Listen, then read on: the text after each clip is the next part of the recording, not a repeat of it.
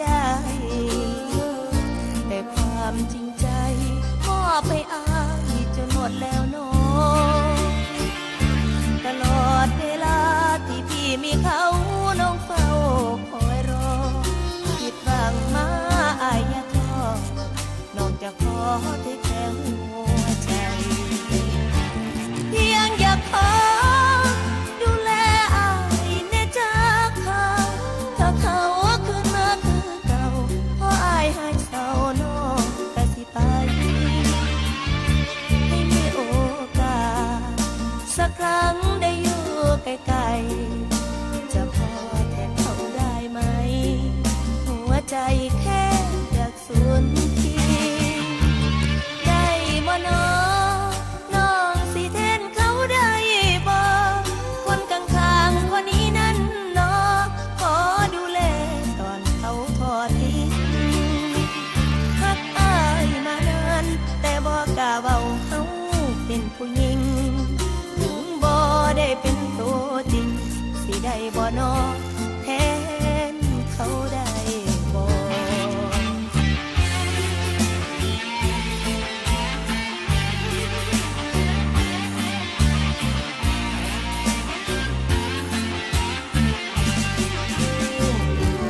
เพียงอยากขอ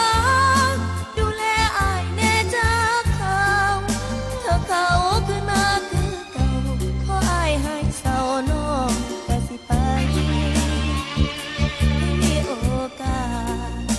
สักครั้งได้อยู่ใกล้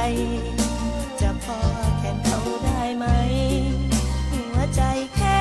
อยากสูญทิ้งได้บ่น้องสิแทนเขาได้บ่คนข้างๆคนนี้นั้นน้องขอดูแลตอนเขาทอดทิ้งรักอายมานานแต่บ่กล้าเว้าเขาเป็นผู้หญิงถึงบ่ได้เป็นตัวจริงสิได้บ่น้องแทนเขาได้บ่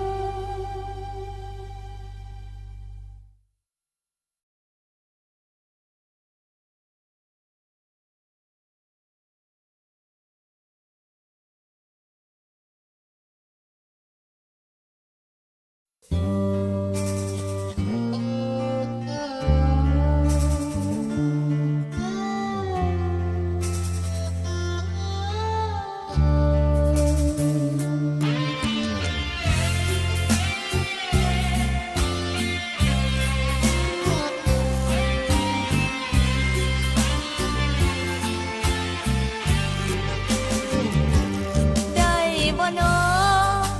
งสิแทนเขาได้บ่เห็นอายนั่งเหงา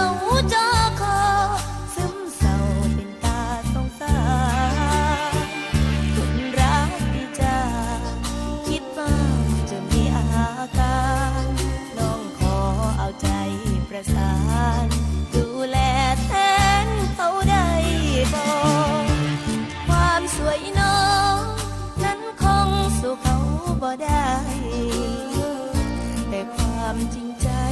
มอบให้อายจนหมดแล้วน้